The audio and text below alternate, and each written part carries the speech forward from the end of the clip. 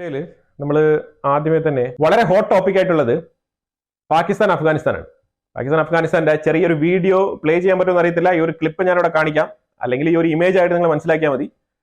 ഈ സോൾജേഴ്സ് ഒക്കെ പോകുന്നത് ഇതെല്ലാം തെഹ്രീക്ക് താലിബാൻ TTP അതിലുള്ള ആൾക്കാരും അഫ്ഗാനിസ്ഥാന്റെ താലിബാനിലുള്ള ആൾക്കാരും ഈ രണ്ടുപേരും കൂടെ ഇപ്പോൾ ഒരുമിച്ച് ചേർന്നിരിക്കുകയാണ്. ഇവർക്ക് ആ ഒരു ലൈൻ വേണ്ട.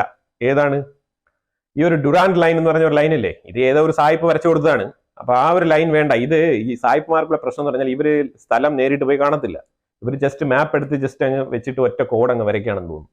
ആ രീതിയിലാണ് ഈ പ്രശ്നം അവിടെ രൂപപ്പെട്ടത്. കാരണം ആ ലാൻഡിന്റെ നേച്ചർ എന്താണ്, അവിടെ ഏത് തരത്തിലുള്ള ആൾക്കാരാണ് ജീവിക്കുന്നത്, അവരുടെ കമ്മ്യൂണിറ്റി എന്താണ്, അവരുടെ എത്നിസിറ്റി എന്താണ്, അവരുടെ ലാംഗ്വേജ് എന്താണ്.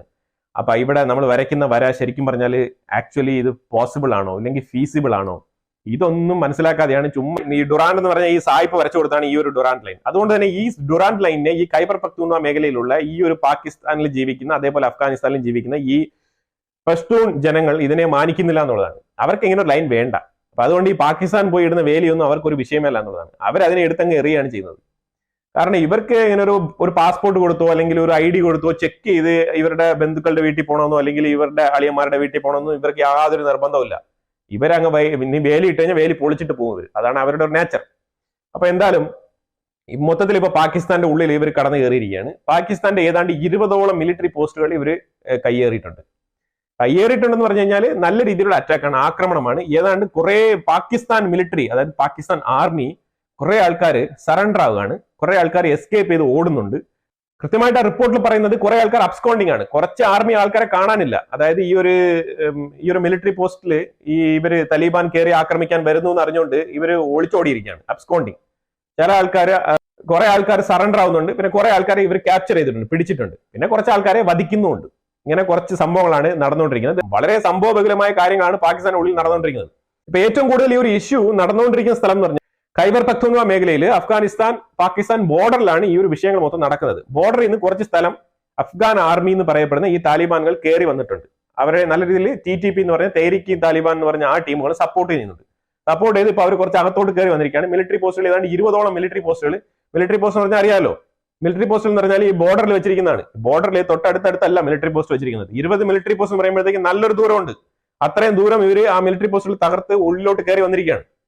പാകിസ്ഥാൻ ആർമിക്ക് കമാന്നൊരു അക്ഷരം ഇണ്ടാൻ പറ്റുന്നില്ല. പാകിസ്ഥാൻ ആർമിക്ക് ഒന്നും ചെയ്യാൻ കഴിയുന്നില്ല എന്നുള്ളതാണ്. വേണമെങ്കിൽ അവർക്ക് ചിലപ്പോൾ 2 ആർട്ടിലറി ഗണ്ണൊക്കെ വെച്ചിട്ട് 2 പൊട്ടിക്കാമായിരിക്കും. പക്ഷേ ഈ ഒരു പഴയ, അതായത് ഈ താലിബാന്റെ കയ്യിലുള്ളത് പഴയ T-52 ആ ടൈപ്പിലുള്ള പഴയ ടാങ്കുകളാണ്. ഇതിന് മൂവിംഗ് കേപ്പബിലിറ്റി ഒക്കെ വളരെ കുറവാണ്. പക്ഷേ ഇതിന്റെ ഒരു കാരണം വെച്ചാൽ ഇതെല്ലാം അവർ ബോർഡറിലേക്ക് മൂവ് ചെയ്യാണ്. ഇത് മൂവ് ചെയ്യുമ്പോഴത്തേക്കും സംഭവം വെച്ചാൽ ഇതിന് മൂവിംഗ് കേപ്പബിലിറ്റി ചിലപ്പോൾ കുറവായിരിക്കും, പക്ഷേ ഇതിന് ഷൂട്ടിംഗ് പവർ ഉണ്ട്. അപ്പൊ ഇതിന് കൃത്യമായ ഒരു സ്ഥലത്ത് കൊണ്ട് വെച്ചിട്ട് നല്ല രീതിയിൽ ഷൂട്ട് ചെയ്യാൻ പറ്റും. അപ്പൊ ഇത് എന്താണ് ചെയ്യാന്ന് പറഞ്ഞാൽ ഇത് ഷൂട്ടിംഗ് പവർ വർദ്ധിപ്പിക്കും. അതാണ് ഇതിന്റെ കാരണം. അവരുടെ കയ്യിൽ മോഡേൺ ആയിട്ടുള്ള കുറച്ച് എക്യുപ്മെന്റ്സ് അവരുടെ കയ്യിൽ ഉണ്ടാവും. ബാക്കി കുറച്ച് പഴയ സാമഗ്രികളാണ് അവരുടെ കയ്യിലുള്ളത്. T-52 റേഞ്ചിലൊക്കെയുള്ള പഴയ ടാങ്കുകളാണ്.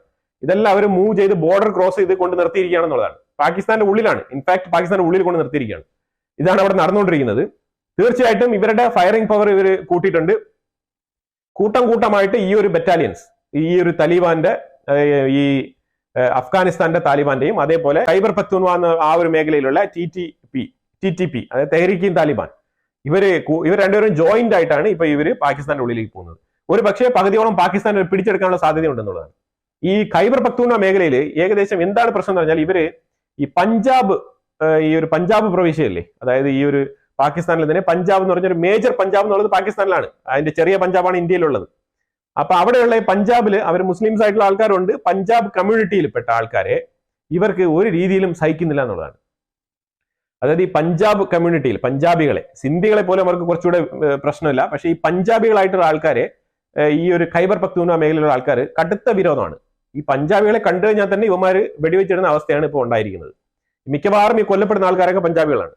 ആ രീതിയിലാണ് കാര്യങ്ങൾ മുന്നോട്ട് പോകുന്നത്. അപ്പൊ അതുകൊണ്ട് തന്നെ ഈ പഞ്ചാബിലെ ഓഫീസർമാർ ആരെങ്കിലും ഖൈബർ പഖ്തൂൺവ മേഖലയിൽ ആ ബോർഡറുമായിട്ട് ബന്ധപ്പെട്ട ഇഷ്യൂസിനൊക്കെ പോകുന്നുണ്ടെങ്കിൽ പ്രശ്നമാണ്. അവിടെ ബൈ ഡീഫോൾട്ട് അവിടെ സ്റ്റാർട്ട് ചെയ്യാണ് പ്രശ്നം. അവിടെ ആരെങ്കിലും പോയി കൊല്ലണമെന്നോ അല്ലെങ്കിൽ ഇടിക്കണമെന്നൊന്നുമില്ല.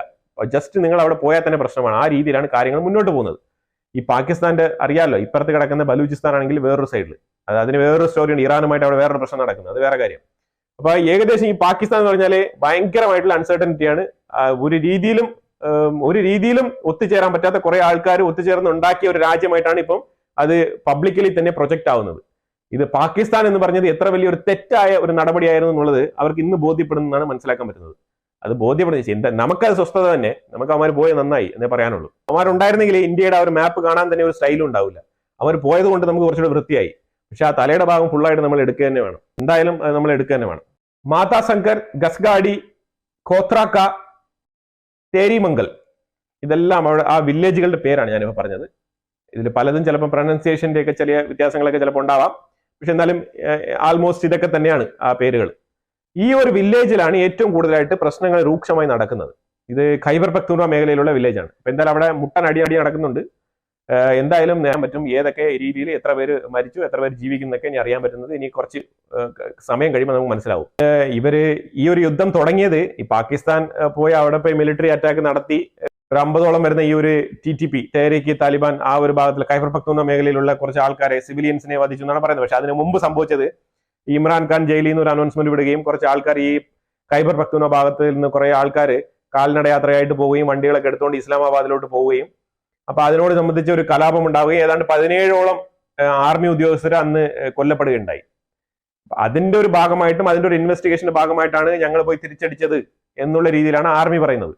അപ്പൊ എന്തായാലും ഈ ഒരു ഇൻസിഡന്റ് ഒക്കെ നടന്ന ഒരു അവസ്ഥയിൽ ആർമിയുടെ, അതായത് പാകിസ്ഥാൻ ആർമിയുടെ മേളിലുള്ള വിശ്വാസം ജനങ്ങൾക്ക് നഷ്ടപ്പെട്ടിട്ടുണ്ട്, പാകിസ്ഥാനികൾക്ക്. അപ്പൊ അത് എങ്ങനെയും തിരിച്ചു പിടിക്കാൻ വേണ്ടിയിട്ടാണ് ഈ ഒരു സമയത്ത് തന്നെ ഈ ഒരു ആക്രമണം പാകിസ്ഥാൻ നടത്തിയത്. ചൈന അടുത്താണ് ഈ ഒരു ഡ്രോണും കാര്യങ്ങളൊക്കെ മേടിച്ചുകൊണ്ട് പോയി ഈ ഒരു അറ്റാക്ക് നടത്തിയത്. ചൈനയുടെ സപ്പോർട്ടും കൂടെ ഉണ്ട്. പക്ഷെ എന്നിരുന്നാലും ഈ ഒരു സമയത്ത് തന്നെ അവർ ചെയ്യണമെന്ന് വിചാരിച്ചത് ഗവൺമെന്റിന്, അതായത് സർക്കാരിനെ നിലനിർത്തണം എന്നുണ്ടെങ്കിൽ അത് ആർമിയുടെ മേളിലുള്ള വിശ്വാസം നഷ്ടപ്പെട്ടു എന്നുള്ള സാഹചര്യത്തിലാണ് അവർ ഇപ്പൊ തന്നെ ഈ ഒരു അറ്റാക്ക് ചെയ്യാൻ മുതിർന്നത്. അതുകൊണ്ടാണ് അവർക്ക് ഇപ്പോഴല്ല, ഇവർ എപ്പോൾ ചെയ്താലും അഫ്ഗാനിസ്ഥാൻ അവിടെ ഗെറ്റിംഗ് സ്ട്രോങ്ങർ ആൻഡ് സ്ട്രോങ്ങർ. അത് ഇന്ന് തന്നെ അഫ്ഗാനിസ്ഥാന്റെ ഉള്ളിൽ ചൈനയിൽ നിന്നും ഒരു ഷിപ്മെന്റ് ട്രെയിൻ, അതായത് ചൈനയിൽ നിന്നും ചരക്ക് റെയിൽ ഇറാൻ വഴി അഫ്ഗാനിസ്ഥാനിൽ എത്തിയിട്ടുണ്ട്. ആദ്യമായിട്ട് ചൈനയിൽ നിന്നും ഒരു ചരക്ക് റെയിൽ സാധനങ്ങൾ കയറ്റിക്കൊണ്ട് സ്റ്റീൽ അയണിന്റെ ഒരു ലോഡാണ് അതുമായിട്ട് അഫ്ഗാനിസ്ഥാനിൽ എത്തിയിരിക്കുന്നുള്ളതാണ്. അപ്പൊ അവർ തമ്മിൽ അങ്ങനെ ഒരു ട്രാൻസ്പോർട്ടേഷൻ ഇപ്പോൾ സ്റ്റാർട്ട് ചെയ്തിട്ടുണ്ട്.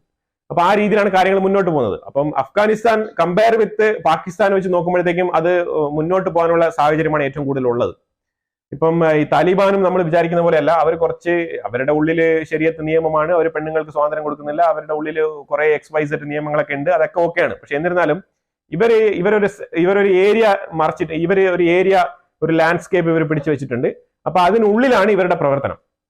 അപ്പൊ അതിലുപരിയായിട്ട് ഇനി ഇങ്ങനെ കാട്ടിലും കുഴിയിലും ഈ ഒരു ടണലിലൊക്കെ പോയി ഒളിച്ചിരുന്നുള്ള ഒരു യുദ്ധം ചെയ്യാനൊന്നും ഈ അഫ്ഗാനിലുള്ള താലിബാന് ഇനിയുള്ള മാനസികാവസ്ഥ ഇല്ല. അതാണ് വസ്തുത. അപ്പൊ അതുകൊണ്ട് അവര് ഒരു സമാധാനമായിട്ട് രാജ്യമൊക്കെ ഒന്ന് ഭരിച്ച് വഴക്കും വയ്യാതെയൊന്നും ഇല്ലാണ്ട് നമുക്ക് സ്വസ്ഥമായിട്ട് നമ്മുടെ രാജ്യം നമുക്ക് കിട്ടിയാൽ മതി എന്നുള്ള നിലയിൽ അവർ മുന്നോട്ട് പോകുന്നതായിട്ടാണ് നമുക്ക് മനസ്സിലാക്കാൻ പറ്റുന്നത്. പക്ഷെ അതേസമയം ഈ പാകിസ്ഥാനില്ലേ, തക്കം കിട്ടിയാൽ പാകിസ്ഥാനെ ഈ അഫ്ഗാനിസ്ഥാൻ പിടിച്ചെടുക്കും. അതാണ് എനിക്ക് തോന്നുന്നത്. ഈ താലിബാന്റെ നിലപാട് അതൊരു സൈഡിൽ, പക്ഷെ അഫ്ഗാനിസ്ഥാനിലുള്ള ജനങ്ങളുടെ നിലപാടെന്ന് പറഞ്ഞാൽ ഞങ്ങള് പാകിസ്ഥാന്റെ അടിമകളായിട്ട് ഒരു സാറ്റലൈറ്റ് കൺട്രി ആയിട്ട് ജീവിക്കാൻ ആഗ്രഹിക്കുന്നില്ല എന്നുള്ളതാണ് സിറ്റിസൺസിന്റെ നിലപാട്. രണ്ടും കൃത്യമായിട്ട് നോക്കിക്കഴിഞ്ഞാൽ രണ്ടും പാകിസ്ഥാന് എതിരെയുള്ള നിലപാടാണ്. അതായത് അഫ്ഗാനിസ്ഥാൻ ജനങ്ങൾക്കും പാകിസ്ഥാനോട് എതിരാണ്. അഫ്ഗാനിസ്ഥാൻ ഭരണകൂടത്തിനും താലിബാൻ, അതായത് പാകിസ്ഥാൻ തന്നെ ഉണ്ടാക്കിവിട്ട ഈ ഒരു താലിബാനും പാകിസ്ഥാനോട് വെറുപ്പാണ്. ഇത് രണ്ടും കൂടെ ഒരുമിച്ച് ചേരുമ്പോഴാണ് പാകിസ്ഥാന് കിട്ടുന്ന പണി കിട്ടിക്കൊണ്ടിരിക്കുന്നത്. ഇനി തുടരെ പാകിസ്ഥാന് പണി കിട്ടിക്കൊണ്ടേയിരിക്കും. നമ്മൾ ഇസ്രായേലിലോട്ട് വന്നു കഴിഞ്ഞാൽ IDF ജബാലിയ ഭാഗത്ത് കംപ്ലീറ്റ് തൂത്ത് തുടച്ച് വൃത്തിയാക്കിയിരിക്കുകയാണ്. നോർത്തേൺ ഗാസ ഭാഗത്ത് കഴിഞ്ഞു. അത് കഴിഞ്ഞ് ജസ്റ്റ് നെക്സ്റ്റ് സ്റ്റെപ്പ്, അതായത് ആ നെറ്റ്സരീം കോറിഡോറിന്റെ തൊട്ടടുത്തിരിക്കുന്ന ആ ഒരു ജബാലിയ എന്ന് പറഞ്ഞ ആ ഭാഗത്ത് കംപ്ലീറ്റ് വൃത്തിയാക്കിയിട്ടുണ്ട്. അവിടെ നിന്ന് ഇന്നലെ കുറെ ഈ ഒരു ടെററിസ്റ്റുകളെ, കുറെ ആൾക്കാരെ വെടിവെച്ച് കൊന്നിട്ടുണ്ട്. ആ വീഡിയോ ഉൾപ്പെടെ ഒരു ടാർഗറ്റ് ചെയ്ത് കൃത്യമായിട്ട് ഷൂട്ട് ഡൗൺ ചെയ്യുന്ന വീഡിയോസ് ഒക്കെ കിടപ്പുണ്ട്. പക്ഷെ അതൊന്നും ഡൗൺ ചെയ്തിട്ടുണ്ട്. രക്ഷപ്പെട്ടു പോകാൻ ശ്രമിച്ച ആൾക്കാരെ വെടിവെച്ചിട്ടുണ്ട്, അല്ലാതെ കുറെ ആൾക്കാർ അറസ്റ്റ് ചെയ്തിട്ടുണ്ട്.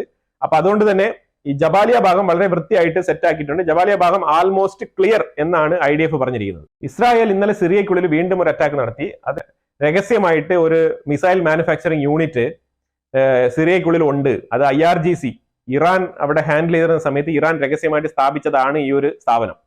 അപ്പൊ അതിന്റെ ഒരു വിവരം കിട്ടിയതിന്റെ അടിസ്ഥാനത്തിൽ സിറിയക്കുള്ളിൽ ഒരു അറ്റാക്ക് നടത്തിയിട്ടുണ്ട്. അറ്റാക്ക് നടത്തി ആ സ്ഥലം പൂർണ്ണമായിട്ട് നശിപ്പിച്ച് കൈ കൊടുത്തിട്ടുണ്ട്. ഇസ്രായേൽ ഇങ്ങനെയാണ് കൃത്യമായിട്ട് ഇതിനെ ഇസ്രായേലിന്റെ ഒരു ഇന്റലിജൻസിന്റെ വർക്ക് എന്ന് പറഞ്ഞാൽ അവർ നിർത്തുന്നില്ല എന്നുള്ളതാണ്. അവര് തുടരെ അന്വേഷിച്ചുകൊണ്ടേയിരിക്കും. അല്ല ഒരു അറ്റാക്ക് നടത്തി ഇനി അവിടെ ഇല്ല എന്നുള്ള ഉറപ്പിക്കലൊന്നുമില്ല. ഈവൻ ഒരു അറ്റാക്ക് ഉണ്ടാക്കിയ സ്ഥലം പോലും അവർ വീണ്ടും വീണ്ടും പരിശോധിക്കുന്ന ആൾക്കാരാണ്. ആ രീതിയിൽ പരിശോധിച്ച് കണ്ടെത്തിയതാണ് ഇപ്പൊ സിറിയക്കുള്ളിൽ ഇങ്ങനെ വിട്ടുപോയ ഒരു സ്ഥലം കിടപ്പുണ്ടെന്ന് പറഞ്ഞിട്ട് അതിനെ അറ്റാക്ക് ചെയ്ത് ശരിപ്പെടുത്തിയിരിക്കുകയാണ്. ഈ ഒരു ലൊക്കേഷൻ, ഈ ഒരു ഇസ്രായേൽ അറ്റാക്ക് ചെയ്ത ഈ ഒരു ലൊക്കേഷൻ സിറിയക്കുള്ളിൽ ഏതാണ്ട് ഡമസ്കസിൽ നിന്നും 25 കിലോമീറ്റർ മാറി നിൽക്കുന്ന ഒരു സിറ്റിയാണ്. അവിടെയാണ് ഈ ഒരു അറ്റാക്ക് നടത്തിയത്. ഒരു റിമോട്ട് ഏരിയ ആണ്. അവിടെയാണ് ഇറാൻ ഈ ഒരു പ്രവൃത്തി ചെയ്തു വെച്ചിരുന്നത്. ഈ IRGC, ഇറാൻ റെവല്യൂഷണറി ഗാർഡ് എന്ന് പറയുന്ന അവരുടെ ആ ഒരു പ്രോജക്റ്റ് ആയിരുന്നത്. ഡമസ്കസിൽ നിന്നും 25 കിലോമീറ്റർ നീങ്ങി ഒരു അധികം തിരക്കില്ലാത്ത ഒരാളൊഴിഞ്ഞ സ്ഥലത്താണ് ഇവർ ഈ ഒരു പ്രോജക്റ്റ് നടത്താനുള്ള സ്ഥലം തിരഞ്ഞെടുത്തതും അവിടെയാണ് ഇവർ സെറ്റപ്പ് ആക്കി വെച്ചിരുന്നതും ഈ ഒരു ഫാക്ടറി. അതിനെയാണ് IDF ഇന്നലെ തകർത്തത്. ഇറാന് നല്ല വിഷമമുണ്ട്. അതിനെക്കുറിച്ച് കരഞ്ഞുകൊണ്ടൊക്കെ വാർത്ത ഇട്ടിട്ടുണ്ട് അവരുടെ മാധ്യമങ്ങളിൽ. പിന്നെ സിറിയയുടെ ഫോറിൻ മിനിസ്റ്ററിനെ സൗദി അറേബ്യ ക്ഷണിച്ചിട്ടുണ്ട്. അപ്പൊ അങ്ങനെ ആ ഒരു ക്ഷണം പുള്ളി സ്വീകരിച്ചിരിക്കുകയാണ്. അപ്പൊ സൗദി അറേബ്യയിലേക്ക് ആദ്യമായിട്ട് പുതിയ സിറിയയുടെ ഭരണാധികാരിയുടെ കീഴിലുള്ള ഫോറിൻ മിനിസ്റ്റർ സൗദിയിലേക്ക് പോവാണ് ഡിസ്കഷന് വേണ്ടിയിട്ട്. പിന്നെ ഇത് കൂടാതെ പെണ്ണുങ്ങൾക്ക്, സ്ത്രീകൾക്ക് വളരെ ഇമ്പോർട്ടൻറ്റ് കൊടുക്കണം എന്നുള്ള ഒരു വെസ്റ്റേൺ കൺട്രീസിന്റെ സൈഡിൽ നിന്നുള്ള ഒരു പുഷ് അല്ലേ. അപ്പൊ അതുകൊണ്ട് ആ ഒരു പ്രഷർ കൊണ്ട് തന്നെയായിരിക്കാം, ഇല്ലാന്നുണ്ടെങ്കിൽ ഏതാണ്ട് സിറിയയുടെ സെൻട്രൽ ബാങ്കിന്റെ തലപ്പത്ത് ഒരു ലേഡിയെ അവർ നിയമിച്ചിട്ടുണ്ട്. അതിന്റെ ഒരു മിനിസ്റ്റീരിയൽ പൊസിഷനിലാണ് ഈ ഒരു ലേഡിയെ നിയമിച്ചിരിക്കുന്നത്. അവരുടെ പേര് ഏതാണ്? മൈസിയ സബ്രീന എന്നാണ്. മൈസിയ സബ്രീന സെൻട്രൽ ബാങ്കിന്റെ ഹെഡാണ് സിറിയയുടെ. നിലവിലത്തെ പുതിയ ഗവൺമെന്റിന്റെ സിറിയയിലെ സെൻട്രൽ ബാങ്കിന്റെ ഹെഡ് ആരാന്ന് ചോദിച്ചു കഴിഞ്ഞാൽ മൈസിയ സബ്രീന എന്ന് പറഞ്ഞ ഒരു ലേഡിയാണ് അതിന്റെ ഒരു ഹെഡ്. അപ്പൊ ഇതിന്റെ ഇടയ്ക്ക് ബൈഡൻ ഇനി ഒരാഴ്ചയും കൂടെ ഉള്ളൂ. ഇനി 5.9 ബില്യൺ എയ്ഡ് ഉക്രൈനു വേണ്ടിയിട്ട് ഒപ്പിട്ട് പാസ്സാക്കി കൊടുത്തിട്ടുണ്ട്.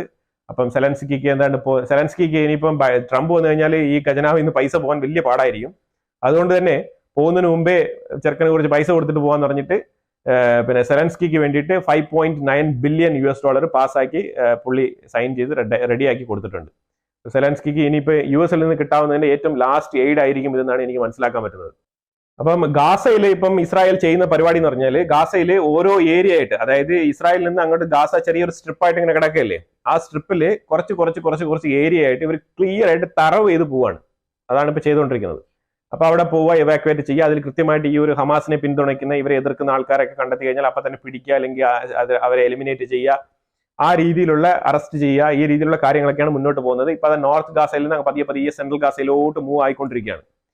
ഗാസ പൂർണ്ണമായിട്ടും വൃത്തിയാക്കും എന്നാണ് പറഞ്ഞിരിക്കുന്നത്. അതായത് ഈ ഗാസയ്ക്കുള്ളിൽ തന്നെ എവിടെയൊക്കെയോ ടണലുകളിൽ കുറച്ച് ആൾക്കാരെയൊക്കെ പൂഴ്ത്തി വെച്ചിട്ടുണ്ട് എന്നുള്ളത് അവിടുത്തെ ഒരു ഇതിനു മുമ്പ് റിലീസ് ചെയ്യപ്പെട്ട ഒരു ഹോസ്റ്റേജ്, ഒരു ബന്ദി, ഇതിനു മുമ്പ് രക്ഷപ്പെട്ട ഒരു ബന്ദി അതിനെക്കുറിച്ച് പറയുന്നുണ്ട്. കാരണം ഞാനിരുന്ന ടണലിന്റെ ചുമരന്റെ അപ്പുറത്തെ സൈഡില് ഹീബ്രു സംസാരിക്കുന്ന വേറെ ലേഡീസിന്റെ ഒക്കെ സൗണ്ട് കേട്ടായിരുന്നു എന്നുള്ള രീതിയിലുള്ള ചില സ്റ്റേറ്റ്മെന്റ്സ് ഒക്കെ പുള്ളി പറയുന്നുണ്ട്. അപ്പൊ അങ്ങനെ പല സ്ഥലങ്ങളിലും ഇപ്പം IDF സ്വന്തമായിട്ട് തന്നെ ഒരു ബന്ദികളെ ഒരു പക്ഷേ ഗാസയ്ക്കുള്ളിൽ ഉണ്ടായിരുന്നെങ്കിൽ കണ്ടെത്താനുള്ള ശ്രമമായിട്ട് മുന്നോട്ട് പോവുകയാണ്. ഇത് എത്രമാത്രം സക്സസ്ഫുൾ ആവും നമുക്ക് അറിയത്തില്ല. ഒരു പക്ഷേ ഇപ്പൊ IDF ചെയ്തുകൊണ്ടിരിക്കുന്ന ഒരു പ്രോസസ് ഇല്ലേ, ഘട്ടം ഘട്ടമായിട്ട് സ്ഥലം വേർതിരിച്ച് പരിശോധിക്കാന്നുള്ള ഒരു ഏർപ്പാടാണ് ഇപ്പൊ ചെയ്തുകൊണ്ടിരിക്കുന്നത്. അതിന്റെ കാരണം എന്ന് പറഞ്ഞാൽ ഇപ്പം ഹമാസിന്റെ അതിതീവ്രമായ ആക്രമണത്തിന് ഇച്ചിരി കുറവ് വന്നിട്ടുണ്ട്. പണ്ട് ഇത് നടക്കൂലായിരുന്നു. പണ്ട് ഇവന്മാർ കുറെ കൂടുതലായിട്ട് ഇങ്ങനെ അഗ്രസീവായിട്ട് അറ്റാക്ക് നടത്തിക്കൊണ്ടേയിരിക്കുമായിരുന്നു. ഇപ്പോഴും ഇസ്രായേലിന്റെ ഉള്ളില് വെസ്റ്റ് ബാങ്കിന്റെ ഭാഗത്തു നിന്നും ഗാസയുടെ ഭാഗത്തു നിന്നൊക്കെ 2-3 റോക്കറ്റുകളൊക്കെ വരുന്നുണ്ട്. പിന്നെ ഇവരുടെ റോക്കറ്റ് അല്ലേ, അപ്പൊ അത് പെട്ടെന്ന് തന്നെ അവർക്ക് നിർവീര്യമാക്കാൻ കഴിയുന്നതാണ്. അപ്പൊ അത് കൺട്രോൾഡ് മെഷേഴ്സ് ആണ് ഇപ്പൊ നടന്നുകൊണ്ടിരിക്കുന്നത്. അപ്പൊ അതുകൊണ്ട് വലിയ തോതിലുള്ള പ്രശ്നങ്ങളൊന്നും ഇല്ല. പിന്നെ ആകെയുള്ള ഒരു പ്രശ്നം എന്ന് പറഞ്ഞാൽ ഹൂത്തികളാണ്. അത് നമ്മൾ പറഞ്ഞിട്ടുണ്ട്, അതിന്റെ ടാസ്ക് റെഡി ആയിക്കൊണ്ടിരിക്കുന്നേ ഉള്ളൂ. ഹൂത്തികൾക്കുള്ള ടാർഗറ്റ് കൃത്യമായിട്ട് സെറ്റ് ചെയ്തുകൊണ്ടിരിക്കുകയാണ്. അപ്പൊ എന്തായാലും ഇതിനെക്കുറിച്ചുള്ള അഭിപ്രായങ്ങൾ കമന്റ് ബോക്സിൽ രേഖപ്പെടുത്തുക. വീഡിയോ ഇഷ്ടപ്പെട്ടു കഴിഞ്ഞാൽ ലൈക്ക് ചെയ്യുക, ഷെയർ ചെയ്യുക. അതുപോലെ തന്നെ ചാനൽ നിങ്ങൾ ആദ്യമായിട്ടാണ് കാണുന്നുണ്ടെങ്കിൽ മറക്കാതെ ഒന്ന് സബ്സ്ക്രൈബ് ചെയ്യുക. വീണ്ടും അടുത്ത വീഡിയോയിൽ കാണാം. Thank you so much.